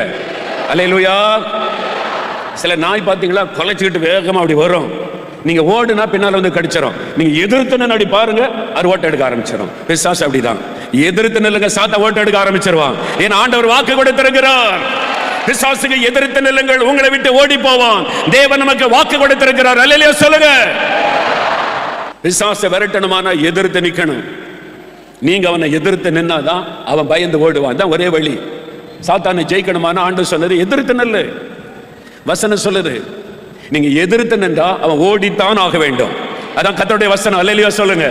நான் சொல்லுவேன், சாத்தானே நான் உன்னை எதிர்க்கிறேன், நீ ஓடித்தான் ஆக வேண்டும். என்ன கர்த்தர் எனக்கு வாக்கு கொடுத்து விட்டார். நீ ஓடித்தான் ஆக வேண்டும். உன்னை எதிர்க்கிறேன் இயேசுவின் நாமத்தினாலே, உன்னை துரத்துகிறேன் இயேசுவின் நாமத்தினாலே. எதிர்க்கணும், துரத்தணும் பிசாசை. என் வீட்டுக்குள்ள உனக்கு இடம் கிடையாது. என் பிள்ளைகளை தொடாத, என் கணவரை ஏமாத்தாத, என் மனைவிக்குள்ள நீ நுழையாத பிசாசே, உன்னை கடிந்து கொண்ட எதிர்ங்க. கணவர் மூலமா கிரியை செய்யறானா, மனைவி மூலமா கிரியை செய்யறானா, மாமியார் வெளியா கிரியை செய்யறானா, மருமகளை கொண்டு பிசாசு பயன்படுத்தினா எதிருங்க பிசாசு. மருமகள் இல்ல, நீங்க மருமகிட்ட சண்டை போட்டு குடும்பம் பாழாகுது. மாமியார் கிட்ட சண்டை போட்டு எல்லாம் போச்சு. கணவர்கிட்ட சண்டை, மனைவி கிட்ட சண்டை. நீங்க சண்டை போட வேண்டிய ஆளு மறைந்திருந்து செயல்படுகிற பிசாசோட. ஆமென் சொல்லுங்க. உங்க எதிராளி யார் என்பதை முதலாவது கண்டு கொள்ளுங்கள். கண்ணுக்கு தெரிகிற மனிதர்கள் நம்முடைய எதிராளிகள் அல்ல. நம்முடைய போராட்டம் மாம்சத்தோடு ரத்தத்தோடும் அல்ல என்று எபேசியர்ல வாசிக்கிறோம். மாம்சமும் ரத்தமுடைய மனிதரோடு நம்முடைய போராட்டம் அல்ல. சாத்தான் இன்னைக்கு அதைத்தான் செய்கிறான். கணவரோட யுத்தம் பண்ணு, மனைவி கூட சண்டை போட்டுக்கிட்டே இரு, இவங்களோட சண்டை போடுன்னு. அவங்க எதிராளி கிடையாது. நீங்க தப்பான ஆளோட மோதி கொண்டு இருக்கிறீங்க. அதனாலதான் சமாதானம் வர மாட்டேங்குது, ஆசீர்வாதம் வர மாட்டேங்குது. பின்னால் இருக்கிற எதிராளியாகிய சத்துருவை குறிவைங்க. பொல்லாத சாத்தானே, உனக்கு விரோதமாய் வருகிறேன். அப்படி ஜெபிச்சு பாருங்க. எங்க குடும்ப சமாதானத்தை கெடுக்கிற பிசாசே, என் கணவருக்கு பின்னால் இருந்து செயல்படுகிற ஆவியே, என் மனைவிக்கு பின்னால் இருந்து கிரியை செய்கிற பொல்லாதவனே, உன்னை நான் எதிர்க்கிற இயேசுவின் நாமத்தினால, உன்னை துரத்துகிற இயேசுவின் நாமத்தில், என் வீட்டு எல்லைக்குள்ள நீ வரக்கூடாது. நீங்க செஞ்சு பாருங்க, வீடே மாறிடும். ஒரு சமயம் ஒரு ஊழியக்காரர் சகோதரர் சொன்னார், பிரதர் உங்க பிரசங்கத்தை கேட்டு எனக்கு நிறைய விழிப்புணர்வு வந்துச்சு. என்னதுன்னு கேட்டேன். நான் என் மனைவியும் ஊழியத்தில் தான் இருக்கிறோம். வெளியில நல்ல ஒன்றான ஊழியம் செய்வோம். வீட்டுக்குள்ள வந்துட்டா என் மனைவி திடீர்னு ஒரு மாதிரி ஆயிடுவா, பிசாசு மாதிரி பேச ஆரம்பிச்சிருவா. என்னடா ஐயா இப்படி நடக்கிறாளே, பிசாசு மாதிரி நடக்கிறாளே நினைச்சு நிறைய கோபம், சண்டை வீட்டுக்குள்ள இதெல்லாம் நடக்கும் பல நாட்கள். ஒரு நாள் நீங்க பிரசங்கத்தில் சொன்னீங்க, உங்க மனைவி ரொம்ப நல்லவங்க, அந்த பின்னால் இருக்கிற ஆவி தான் உங்களை அப்படி செய்ய வைக்குது. உங்க கணவர் ரொம்ப நல்லவர், பின்னால் இருக்கிற ஆவி தான் அப்படி செஞ்சு உங்க குடும்ப சமாதானத்தை கெடுக்குது. அந்த ஆவியை எதிர்த்து ஜெபிங்கன்னு நீங்க பிரசங்கத்தில் சொன்னீங்க. எனக்கு விழிப்புணர்வு வந்தது. அப்பதான் எனக்கு புத்தி வந்துச்சு, நான் கண்டுபிடிச்சேன். வீட்டுக்குள்ள வந்து என் மனைவி கோபப்பட ஆரம்பிச்ச உடனே நான் மனசுல இயேசுவின் ரத்தத்தை தெளிக்கிறேன், பிசாசே என் மனைவிக்குள்ள இருந்து செயல்படுகிற உன்னை கடிந்து கொள்றேன். ஒரே ஒரு வார்த்தை ஜெபம், என் மனைவியுடைய சுபாவமே மாறிவிட்டது. சாந்தமா மாறிட்டா, சண்டை போடுவதெல்லாம் நின்று விட்டது. நான் ரகசியத்தை கண்டுபிடிச்சிட்டேன். இதான் தெளிந்த புத்தி. அல்லேலூயா சொல்லுங்க.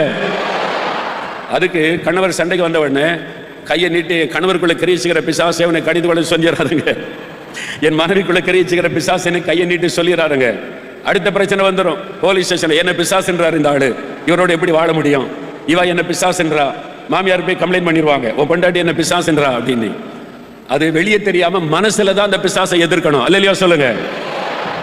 நான் இயேசுவின் ரத்தத்தை தெளிக்கிறேன், என் கணவருக்குள்ள இந்த கிரியிச்சுக்கிற பிசாசை உன்னை கட்டுகிற இயேசுவின் நாமத்தினால. ஒரே ஒரு வார்த்தை மனசுல சொல்லி பாருங்க, கணவருடைய சுபாவமே மாறிடும், அவர் பேச்சு மாறிடும், உங்க மனைவியினுடைய குணமே மாறிடும். சோதிச்சு பாருங்க. இன்னும் வீட்டில் போய் சோதிச்சு பாருங்க. இந்த வீட்டுக்குள்ள இயேசுவின் ரத்தத்தை தெளிக்கிறேன், என் பிள்ளைகளுக்குள்ள கிரியிச்சுக்கிற ஆவியை எதிர்க்கிறேன் அப்படின்னு ஜெபிச்சுக்கிட்டே இருங்க. ஒருவர் மூலமாக சாத்தான் அவங்க வீட்டுக்குள்ள நுழையவே முடியாது. அல்லேலூயா. இந்த அறிவு தான் நமக்கு வேணும். இதான் வேதம் சொல்லுகிற சத்தியம். மாம்சமும் ரத்தமும் உடைய மனிதர்கள் நம்முடைய எதிரிகள் அல்ல, அவங்களால பிரச்சனை அல்ல. பின்னால் இருக்கிற ஆவி, அந்த ஆவி தான் நமக்கு விரோதமா யுத்தம் பண்ணுகிறது. அந்த ஆவியை எதிர்த்து தான் நம்ம ஜெபிக்கணும். இந்த பிசாசு எப்படிங்க எதிர்க்கிறதுன்னா, நல்ல கவனிங்க. வேத புஸ்தகத்துல 1 பேதுரு 5ஆம் அதிகாரம் 9ஆம் வசனம் வாசிங்க. விசுவாசத்தில் உறுதியாயிருந்து அவனுக்கு எதிர்த்து நில்லுங்கள். உலகத்தில் உள்ள உங்கள் சகோதரரிடத்திலே அப்படிப்பட்ட பாடுகள் நிறைவேறி வருகிறது என்று அறிந்திருக்கிறீர்களே.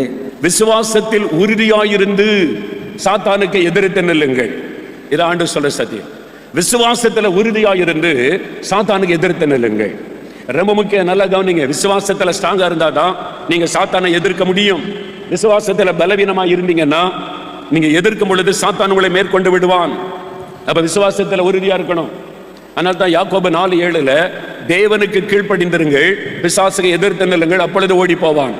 தேவனுக்கு கீழ்ப்படியணும், அதான் விசுவாசம். வசனத்திற்கு கீழ்ப்படியணும். முதல்ல தேவனுடைய வார்த்தைக்கு நீங்கள் கீழ்ப்படியும் போதுதான் விசுவாசம் உங்களுக்குள்ளே பெருக்கெடுக்கும். வசனத்தை தெரியாம, வசனத்தை வாசிக்காம, வசனத்துக்கு கீழ்ப்படியாம இருந்தீங்கன்னா நீங்க சாத்தானை ஜெயிக்க முடியாது, பிசாசை எதிர்க்க முடியாது. வேத வசனத்திற்கு கீழ்ப்படிந்து பிசாசுக்கு எதிர்த்து நில்லுங்கள். பிசாசுக்கு இடம் கொடாதீர்கள் என்று சொல்ல காரணம் என்ன? இந்த வேத வசனத்திற்கு நீங்கள் கீழ்ப்படியாவிட்டால் சாத்தான் உங்களை தாக்க முடியும், சாத்தான் உங்களை மேற்கொள்ள முடியும், நீங்கள் சாத்தானை ஜெயிக்க முடியாது. அதனால வேத வசனத்துக்கு முதல்ல கீழ்ப்படிந்து விசுவாசத்துல ஸ்ட்ராங்கா இருக்கணும். கர்த்தரிலும் அவருடைய சத்துவத்தின் வல்லமையிலும் பலப்படுங்கள். 10ஆம் வசனத்தில் சொல்லப்பட்டிருக்கிறது. கர்த்தருக்குள்ள ஸ்ட்ராங்கா இருக்கணும், ஆவியில அனலா இருக்கணும். நீங்க கர்த்தருடைய வேத வசனத்தை வாசித்து ஜெபித்து பரிசுத்த ஆவிக்குள்ள ஸ்ட்ராங்கா இருந்தாதான் பிசாசை எதிர்க்க முடியும். உங்களை பலப்படுத்திக் கொள்ளணும். ஆவிக்குரிய வாழ்க்கையில பலவீனமா இருக்க கூடாது, விசுவாசத்துல பலவீனமா இருக்க கூடாது. ஸ்ட்ராங்கான விசுவாசம். என்ன விசுவாசம்? ஒரு 3 வசனத்தை சொல்லிட்டு நம்ம ஜெபிக்க போகிறோம். எப்படி எதிர்க்கணும்? விசுவாசத்தில் உறுதியாயிருந்து சாத்தானே இயேசுவின் நாமத்தில் உன்னை எதிர்க்கிறேன், அப்படி எதிர்க்கணும். நான் உன்னை கடிந்து கொள்கிறேன், விலகி போ இயேசுவின் நாமத்தில். இதெல்லாம் நம்ம சொல்லணும் வாய் திறந்து. எப்படி, என்ன விசுவாசம்? முதலாவது 1 யோவான் 4:4 வாசிங்க. பிள்ளைகளே, நீங்கள் தேவனால் உண்டாயிருந்து அவர்களை ஜெயித்தீர்கள், ஏனெனில் உலகத்தில் இருக்கிறவனிலும் உங்களில் இருக்கிறவர் பெரியவர். முதலாவது, உலகத்தில் இருக்கிற சாத்தானை காட்டிலும், உலகத்தில் இருக்கிற பிசாசை காட்டிலும் உங்களுக்குள் இருக்கிற இயேசு பெரியவர். அல்லேலூயா. இதான் முதல் விசுவாசம். விசுவாசம் என்ன? சாத்தானை காட்டிலும் எனக்குள்ள இருக்கிற இயேசு பெரியவர். இதான் விசுவாசம். இதுல ஸ்ட்ராங்கா இருக்கணும். சாத்தான் பெரியவர்னா இயேசு பெரியவர். சத்தமா சொல்லுங்க. சரி, இயேசு பெரியவர்னு தெரியுது. அவர் எங்க இருக்காரு? உங்களுக்கு கூட இருக்காரா? உண்மையாவா? சோதிச்சு பாருங்க. இருதயத்தில் கொஞ்சம் அப்படி கை வச்சு இயேசு உள்ள இருக்காரா? ஆண்டவரே இருக்கிறீங்களா என் கூட? தண்ணி அடிக்கிற ஆளோடு இருப்பாரா? பீடி பிடிக்கிற ஆளோடு இருப்பாரா? லஞ்சம் வாங்குற ஆளோடு இருப்பாரா? அப்ப இயேசு உங்களுக்குள் இருப்பதை உறுதிப்படுத்திக் கொள்ளணும். அப்ப நீங்க சொல்லலாம், சாத்தானை உன்னை காட்டிலும் என்னோடு இருக்கிற இயேசு பெரியவர். அல்லேலூயா. அந்த இயேசுவின் நாமத்தில் உன்னை எதிர்க்கிறேன், அப்படி சொல்லணும். நான் அப்படிதான் பிசாசை எதிர்க்கும் போது, சாத்தானே உன்னை காட்டில் என் கூட இருக்கிற இயேசு எத்தனை மடங்கு பெரியவர் தெரியுமா? நீ என்னை ஒண்ணும் பண்ண முடியாது. இயேசுவின் நாமத்தில் உன்னை எதிர்க்கிறேன். நான் சொல்லுவேன், சிலுவையிலே உன் தலையை நசிக்கன இயேசு எனக்குள் இருக்கிறார். உன்னை காலின்களை மிதித்து போட்ட இயேசு என்னோடு இருக்கிறார். நீ என்ன ஒண்ணும் பண்ண முடியாது. அந்த இயேசுவின் நாமத்தில் உன்னை எதிர்க்கிறேன். அந்த விசுவாசம், என்னோடு இருக்கிற இயேசு பெரியவர், அந்த விசுவாசம். எப்போ அந்த விசுவாசம் நமக்குள்ள வரும்? வேத வசனத்தை நல்லா வாசித்து தியானிக்க தியானிக்க தியானிக்க தான் விசுவாசம் பெருகும். வேதாகமத்தின் தேவனை சரியா அறியணும். பைபிள் வாசிக்காம விசுவாசம் வராது. ஆவில நிரம்பி ஜெபிக்காம விசுவாசத்துல பலனடைய முடியாது. அதனாலதான் வேத வாசிக்கணும், ஆவில நிரம்பி ஜெபிக்கணும். ஆவியானவர் இறங்கிட்டா விசுவாசம் உங்களுக்கு எப்படி தெரியும்? இன்னைக்கு நிறைய பேர், பிரதர் சாத்தான் கெர்ச்சிக்கிற சிங்க மாதிரி எங்க வீட்டையே சுத்தி வர்றான் பிரதர். இவங்க அவன் சொன்ன மாதிரி எங்க வீட்டையே சுத்தி வர்றான் பிரதர் அப்படின்னு. சிம்சோன் வயல்வெளியா போயிட்டு இருக்கும்போது ஒரு பால சிங்கம் வந்துச்சான். அது இளம் சிங்கம் சொல்லப்பட்டிருக்கு. நியாயாதிபதிகள் 14ஆம் அதிகாரம் 5-6 வசனத்தில் இருக்குது. ஒரு இளம் சிங்கம், பால சிங்கம்னா யங் லயன், கிழட்டு சிங்கம் கிடையாது. நல்ல வாலிப பலமுள்ள சிங்கம் வருது, அப்படியே பாய்ந்து வருது. பரிசுத்த ஆவியானவர் சிம்சோன் மேல இறங்கினார். அவ்வளவுதான். ஒரு ஆட்டுக்குட்டியை கிழித்து எறிவது போல கிழிச்சு எறிஞ்சிடா, வாயை பிடிச்சு கிழிச்சு தூக்கி எறிஞ்சிடா. சிங்கத்தை ஆட்டுக்குட்டியை மாதிரி கிழிச்சு எறிஞ்சிட்டான். அப்ப ஆவியானுடைய அபிஷேகம் இறங்கின உடனே சிங்கம் சிம்சோனுக்கு எப்படி தெரிஞ்சது? ஆட்டுக்குட்டி மாதிரி தெரிஞ்சது. கிழிச்சு எறிஞ்சிட்டு அவங்கள போயிட்டே இருக்கான். ஆனா இன்னைக்கு நிறைய விசுவாசிகளுக்கு ஆட்டுக்குட்டி எல்லாம் சிங்கம் மாதிரி தெரியுது. சிங்கம் மாதிரி சாத்தாங்க வீட்டை சுத்தி சுத்தி வரான் பிரதர். ஒரே போராட்டமா இருக்கு பிரதர். நீ ஆவில நிரம்பி பாருங்க. ஐயோ ஒண்ணுமே இல்லை.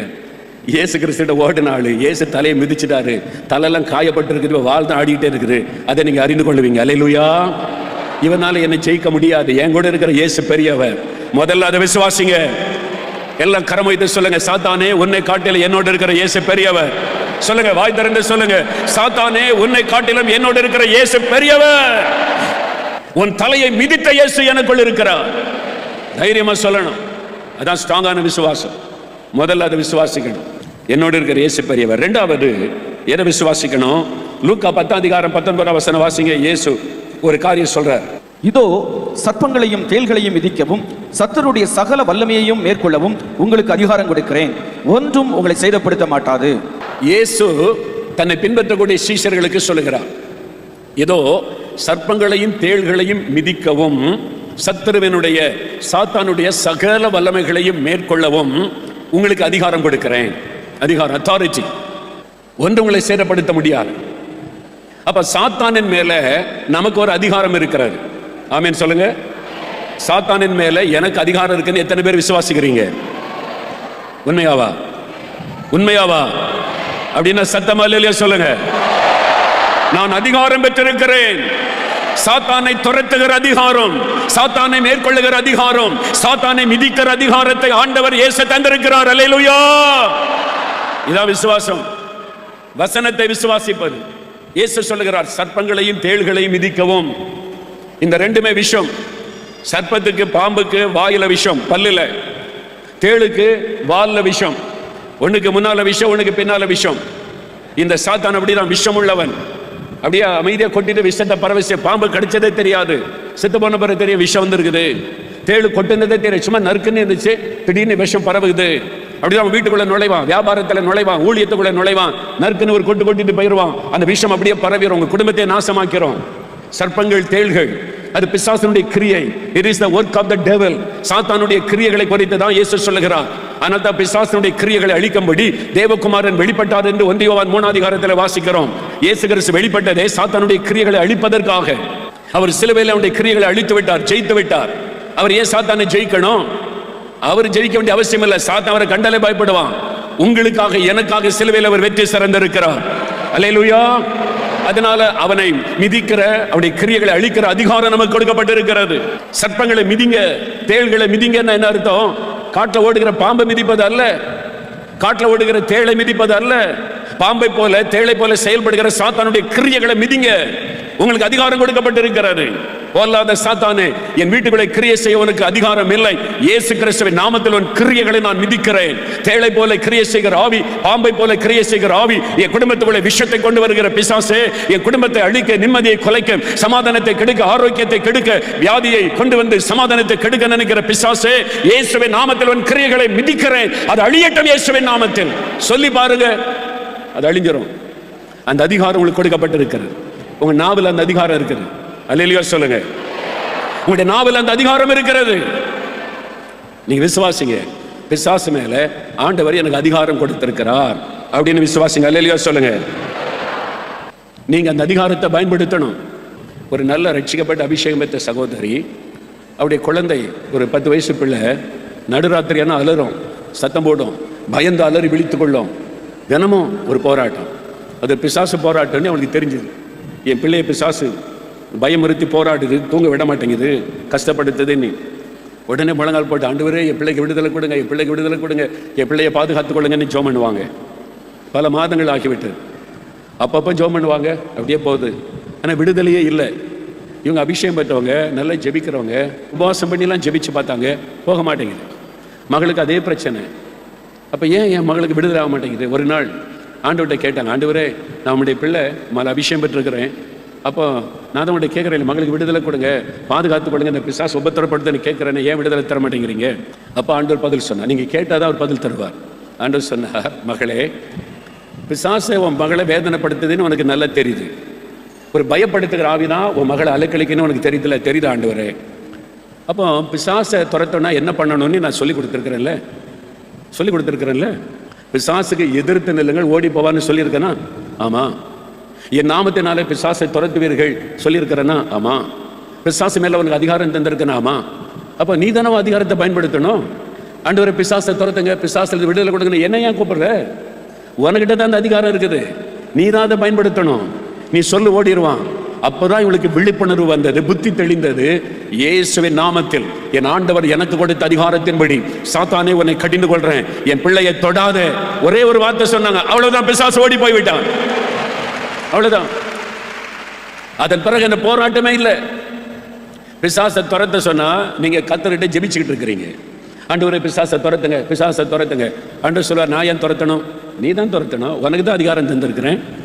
நீ என் நாமத்தினால துரத்து, என் நாமத்தினால பிசாசை கட்டு, என் நாமத்தினால இந்த கிரியை அழிக்கும்படி சொல்லு, வாய்னால சொல்லு, அது அழிந்துரும். அதான் ஆண்டவர் சொல்றார்.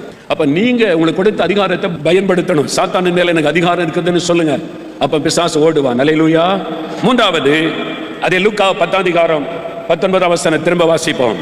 இதோ சர்ப்பங்களையும் தேள்களையும் மிதிக்கவும் சத்துருவினுடைய சகல வல்லமையையும் மேற்கொள்ளவும் உங்களுக்கு அதிகாரம் கொடுக்கிறேன், ஒன்றும் உங்களை சேதப்படுத்த மாட்டாது. ஒன்றும் உங்களை சேதப்படுத்த மாட்டாது. இது ஆண்டவர் விசுவாசிகளுக்கு கொடுத்திருக்கிற வாக்குத்தத்த உறுதி. ஒன்றும் உங்களை சேதப்படுத்த மாட்டாது. சாத்தான் யுத்தம் பண்ணுவான், சேதப்படுத்த முடியாது. சாத்தான் போராடுவான், உங்களை சேதப்படுத்த முடியாது. எத்தனை பேர் இதை விசுவாசிக்கிறீங்க? இந்த விசுவாசம் உங்களுக்குள்ள இருக்கணும். சாத்தானால் என்னை சேதப்படுத்த முடியாது. பயப்படுத்தி பார்ப்பான், போராடி பார்ப்பான், யுத்தம் பண்ணி பார்ப்பான், ஆனால் சேதப்படுத்த முடியாது. அல்லேலூயா. இந்த விசுவாசம், சாத்தானால என் குடும்பத்தை சேதப்படுத்த முடியாது, பிசாசால என் ஊழியத்தை சேதப்படுத்த முடியாது. பயமுறுத்துவான். இந்த ஊழியத்துல 45 வருஷம் கடந்து வந்திருக்காரு. எத்தனையோ பயமுறுத்தல், பிசாசு வெள்ளம் போல எழும்பி பயமுறுத்தனா, ஊழியத்தை அழிச்சிருவேன், மோகலாசை அழிச்சிருவேன், இந்த ஊழியம் இல்லாம போயிரும், அப்படிலாம் சொல்லப்பட்டது. பேசினாங்க, எதிர்த்தாங்க, பயமுறுத்தினாங்க. ஊழியத்தை ஒண்ணும் பண்ண முடியல. பிசாசு பயமுறுத்தி பார்ப்பான். ஆனா ஊழியத்துக்கு சேதம் இல்லை, உங்களுக்கு சேதம் வராது. என கர்த்தர் உங்களுடைய குடும்பத்தை பாதுகாக்கிறவர். கர்த்தர் வேலி அடைத்திருக்கிறார். அப்படி உத்தரவில்லாம உங்களுக்குள்ள நுழைய முடியாது. யோபுவையும் அவன் வீட்டையும் அவனுக்கு உண்டான எல்லாவற்றையும் வேலி அடைத்து காத்த ஆண்டவர் உங்களை சுற்றிலும் வேலி வைத்திருக்கிறார். அவனால் உங்களை சேதப்படுத்த முடியாது. ஆண்டவர் அனுமதி கொடுத்தால் மட்டும்தான் சேதப்படுத்த முடியும். அல்லது நீங்க ஒழுங்கா ஜெபம் பண்ணல, ஒழுங்கா பைபிள் வாசிக்கல, நீங்க கர்த்தருக்குள்ள சரியா இல்லைன்னா அவங்களை சேதப்படுத்த முடியும். நீங்க வேத வசனத்துக்கு கீழ்ப்படியலைன்னா உங்களை சேதப்படுத்த முடியும். அதனாலதான் தேவனுக்கு கீழ்ப்படிந்து பிசாசை எதிர்த்து நில்லுங்கள் என்று வசனம் சொல்லுகிறாரு. வசனத்தின்படி உங்களுடைய வாழ்க்கை இருக்கணும். அன்பு, சாந்தம், மனத்தாழ்மை, அது மாதிரி ஆண்டவருக்கு பயப்படுகிற பயம், இதெல்லாம் இருந்தா நீங்க சாத்தானுக்கு பயப்பட மாட்டீங்க. அவனால உங்களை சேதப்படுத்த முடியாது. நீங்க கோபத்துக்கும் எரிச்சலுக்கும் இடம் கொடுத்தா சாத்தான் அதை வைத்து உங்களை சேதப்படுத்த முடியும். நல்லா அறிந்து கொள்ளுங்க. அல்லேலூயா. அதை வைத்து உங்களை சேதப்படுத்த முடியும். அப்ப சாத்தான் உங்களுக்கு விரோதமாக எழும்பும்போது உங்களை நல்லா ஆராய்ந்து பார்த்து உங்களை சரிப்படுத்தி கொண்டீங்கன்னா சாத்தான் உங்களை சேதப்படுத்த முடியாது. நீங்க சாத்தானை ஈஸியா ஜெயிக்க முடியும். அல்லேலூயா சொல்லுங்க. அல்லேலூயா சொல்லுங்க. ஒன்றும் என்னை சேதப்படுத்த முடியாது. சொல்லுங்க, சாத்தானே நீ என்னை சேதப்படுத்த முடியாது. என் குடும்பத்தை சேதப்படுத்த முடியாது. என் வியாபாரத்தை சேதப்படுத்த முடியாது. என் பிள்ளைகளை சேதப்படுத்த முடியாது. எனக்கு உண்டானதெல்லாம் இயேசுவுக்கு சொந்தம். நாங்கள் இயேசுவுக்கு சொந்தம். எங்களை சேதப்படுத்த உன்னால முடியாது. அந்த விசுவாசம், அதுல உறுதியா இருக்கணும். விசுவாசத்துல உறுதியா இருக்கணும். ஸ்ட்ராங், உறுதியா இருந்து சாத்தானை எதிர்க்கணும். ஆமென் சொல்லுங்க. எல்லாரும் எழுந்து நில்லுங்க. எல்லாரும் ஜெபத்தோடு எழுந்து நில்லுங்க. ஆண்டவர் சொல்றார், என் பிள்ளைகளை பிசாசுக்கு எதிர்த்து நில்லுங்கள். என் பிள்ளைகளை சாத்தானுக்கு எதிர்த்து நில்லுங்கள். ஆண்டவர் சொல்றார், உங்க பிரச்சனைக்கு காரணம் உங்க மனைவியோ கணவனோ அல்ல, உங்க மாமியாரோ மருமகளோ அல்ல, உங்களுடைய பக்கத்து வீடு எதிர் வீட்டு ஆட்கள் அல்ல. உங்களுக்கு பிரச்சனைக்கு காரணம் கண்ணுக்கு தெரியாத எதிரி பிசாசு, எதிராளியாகிய பிசாசு. அவன் தான் காரணம். அவன் தான் காரணம். அவனை தான் நீங்க எதிர்க்கணும். அவனை தான் நீங்க எதிர்த்து நிற்கணும். விசுவாசத்தில் உறுதியாயிருந்து எதிர்க்கணும். என் குடும்பத்துக்கு விரோதமாக எழும்புகிற பிசாசே, இயேசுவின் நாமத்தில் உன்னை எதிர்க்கிறேன். என் குடும்ப, என் ஆவிக்குரிய வாழ்க்கைக்கு விரோதமாக எழும்புகிற சாத்தானே, உன்னை இயேசுவின் நாமத்தில் எதிர்க்கிறேன்.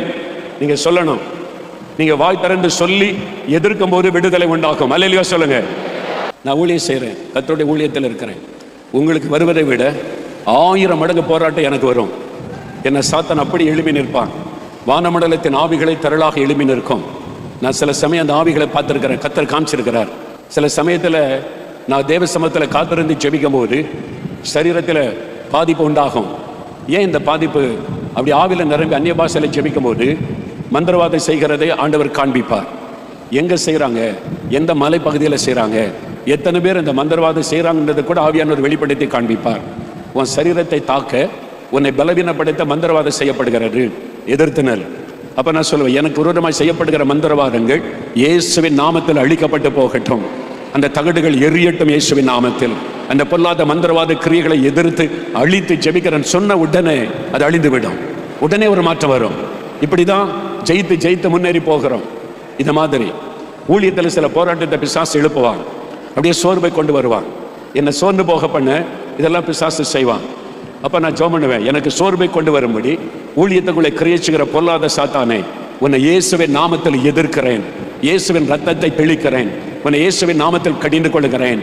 இந்த ஊழியம் கர்த்தருடையது. நான் கர்த்தருக்கு சொந்தம். என் குடும்பம் கர்த்தருக்கு சொந்தம். இங்க உனக்கு அதிகாரம் இல்லை.